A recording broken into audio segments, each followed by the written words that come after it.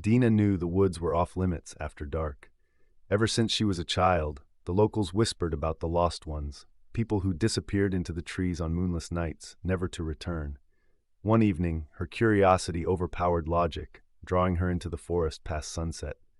Within minutes, she was disoriented. The path twisted around her, changing at every turn. It wasn't long before she stumbled upon an old well she had never seen. Leaning in, Dina heard faint whispering echoing from the darkness below. She felt an urge to listen closer, drawn by an unnatural force.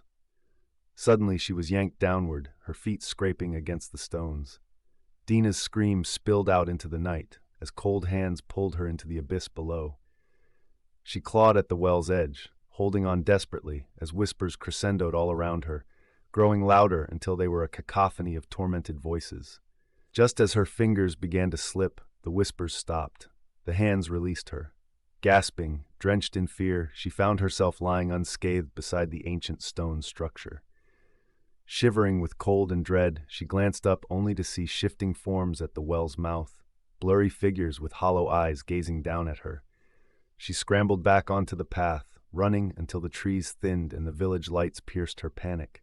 No one believed her story.